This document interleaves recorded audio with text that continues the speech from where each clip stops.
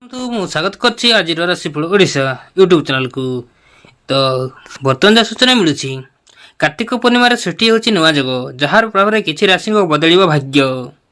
ଏହି ଦିନ ଭଗବାନ ବିଷ୍ଣୁ ଏବଂ ମା ଲକ୍ଷ୍ମୀଙ୍କ ସହିତ ଶିବଙ୍କର ପୂଜା ହେବାର ବିଧିବିଧାନ ରହିଛି। ଏହି ଦିନରେ ଦେବତାମାନଙ୍କର ପବିତ୍ର ଦୀପାବଳି ପାଳନ କରାଯାଏ। ଏହି ବର୍ଷ କାର୍ତ୍ତିକ ପୂର୍ଣ୍ଣିମାରେ ଏକ ଶୁଭ ଦିନ ସହ ଶୁଭ ଯୋଗ ସମୟ ରହିଛି, ଯାହା ଫଳରେ କିଛି ରାଶିମାନଙ୍କରେ ବିଶେଷ ଲାଭ ହେବାର ସମ୍ଭାବନା ରହିଛି। ଏହି ରାଶିଗୁଡ଼ିକ ଯେଉଁ ବ୍ୟକ୍ତି ଠାରେ ରହିଛି ସେମାନଙ୍କ ଭାଗ୍ୟ ପରିବର୍ତ୍ତନ ହେବାକୁ ଯାଉଛି। 15 ନଭେମ୍ବର ଓ 30 ନଭେମ୍ବର ମଧ୍ୟରେ ସେମାନଙ୍କର ଜୀବନ ସକାରାତ୍ମକ ପ୍ରଭାବ ଦେଖିବାକୁ ପାଇବେ।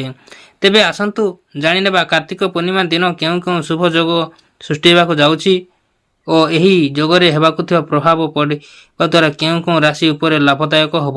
ତେବେ ଦୀପାବଳି ଏବଂ କାର୍ତ୍ତିକ ପୂର୍ଣ୍ଣିମା ଗୋଟିଏ ଦିନରେ ହିଁ ପାଳନ କରାଯାଏ। ଚଳିତ ବର୍ଷ ଏହି ଦିନର ଗ୍ରହ ନକ୍ଷତ୍ର ସ୍ଥିତି ବଦଳିବାକୁ ଯାଉଛି, ଯାହାର ପ୍ରଭାବରେ କିଛି ଶୁଭ ମୁହୂର୍ତ୍ତ ଘଟିବାକୁ ଯାଉଛି।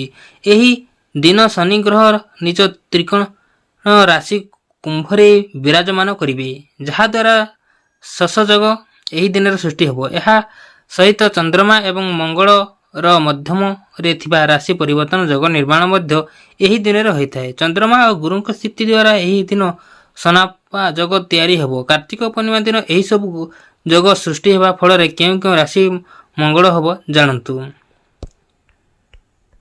ପ୍ରଥମେ ଦେଖିବା ମେଷ ରାଶି। ମେଷ ରାଶିର ବ୍ୟକ୍ତିଙ୍କ ପାଇଁ ଖୁସି ଖବର। ଆପଣଙ୍କ ପାଇଁ କାର୍ତ୍ତିକ ପୂର୍ଣ୍ଣିମାରେ ନୂଆ ସମୟ ନୂଆ ଅବତାର ନେଇ ଆସିବ। ଏହି ସମୟରେ ଆପଣ ଯେତେ ସକ୍ରିୟ ରହିବେ ସେତିକି ପରିମାଣରେ ଆପଣଙ୍କ ପାଇଁ ଭଲ ସମୟ ଆସିବାକୁ ଯାଉଛି। ଆର୍ଥିକ ସ୍ଥିତି ମଧ୍ୟ ଆପଣଙ୍କ ବଦଳିବାକୁ ଯାଉଛି। ବ୍ୟବସାୟୀଙ୍କ ପାଇଁ ଭଲ ଡିଲ୍ ମିଳିବାର ସମ୍ଭାବନା ରହିଛି। ଶିକ୍ଷା କ୍ଷେତ୍ରରେ ମଧ୍ୟ ଏହି ରାଶିର ଲୋକମାନେ ଭଲ ପରିଣାମ ଅର୍ଜନ କରିବେ। ପାରିବାରିକ ଜୀବନରେ ସ୍ଥିତି ବଦଳିବ। ଏବେ ଯିବା ପରବର୍ତ୍ତୀ ରାଶି। କର୍କଟ ରାଶିର ବ୍ୟକ୍ତିଙ୍କ ପାଇଁ ଶୁଭ ସମୟ। ଆପଣ ଆପଣଙ୍କ ଜୀବନରେ କିଛି ଜିନିଷ ପାଇବାକୁ ଚାହୁଁଛନ୍ତି, ସେଥିମଧ୍ୟରେ କିଛି ଆପଣଙ୍କୁ ମିଳିବା ସମ୍ଭାବନା ରହିଛି। ରହିଯାଇଥିବା କାମ ଆପଣଙ୍କର ହୋଇଯିବ। କାର୍ଯ୍ୟକ୍ଷେତ୍ରରେ ସହକର୍ମୀ ଆପଣଙ୍କୁ ସହଯୋଗ କରିବେ। ମା ବାପାଙ୍କ ସହ ସମ୍ପର୍କ ସୁଧରିବ। ନଭେମ୍ବର ମାସ ଶେଷ 15 ଦିନ ଆପଣଙ୍କ ପାଇଁ ବହୁତ ସଫଳଦାୟକ ହେବାର ସାହାଯ୍ୟ କରିବ। ପ୍ରମୋସନ୍ ଏବଂ ଆମଦାନୀରେ ଆଶା ଓ ବୃଦ୍ଧି ରଖିବାକୁ ଲୋକଙ୍କୁ ଖୁସି ଖବର ମିଳିବ। ଏବେ ଯିବା ପରବର୍ତ୍ତୀ ରାଶି। କାର୍ତ୍ତିକ ପୂର୍ଣ୍ଣିମା ପରେ କର୍କଟ ରାଶିଙ୍କ ବ୍ୟକ୍ତିଙ୍କର ଭାଗ୍ୟୋଦୟ ଘଟିବ। ଆପଣ ଯେଉଁ କାର୍ଯ୍ୟକୁ ହାତ ଦେବେ ତାହା ପୂରଣ ହେବା ସହ ଆପଣ ସଫଳ ହେବେ। ଆର୍ଥିକ ମାମଲାକୁ ନେଇ ଯେଉଁ ଚିନ୍ତା ଆପଣଙ୍କ ମନରେ ରହିଥିଲା ତାହା ଏହି ଶୁଭ ସମୟରେ ପ୍ରଭାବରେ ଦୂର ହୋଇଯିବ।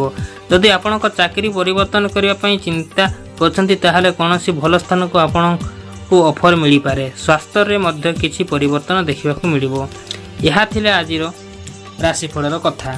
ତ ଯେଉଁମାନେ ଚ୍ୟାନେଲକୁ ନୂଆ କରି ଆସିଛନ୍ତି ପ୍ଲିଜ୍ ଚ୍ୟାନେଲକୁ ଲାଇକ୍ କରନ୍ତୁ। ଚ୍ୟାନେଲ ପାଇଁ ଯଦି ନୂଆ ତେବେ ସବସ୍କ୍ରାଇବ୍ କରନ୍ତୁ। ଆଉ ପାଖରେ ଥିବା ବେଲ୍ ଆଇକନ୍କୁ ଟଚ୍ କରି ଅଲ୍ ଉପରେ କ୍ଲିକ୍ କରନ୍ତୁ ଏବଂ ସାଙ୍ଗମାନଙ୍କ ସହିତ ବହୁ ମାତ୍ରାରେ ସେୟାର କରନ୍ତୁ, ଯାହାଫଳରେ ଯେବେ ବି ଯେକୌଣସି ଯେଉଁ ମୁହୂର୍ତ୍ତରେ ଯେକୌଣସି ଲାଟେଷ୍ଟ ରାଶିଫଳକୁ ନେଇ ଆମର ଚ୍ୟାନେଲ ମାଧ୍ୟମରେ ଆପଣ ସର୍ବପ୍ରଥମେ ପାଇପାରିବେ।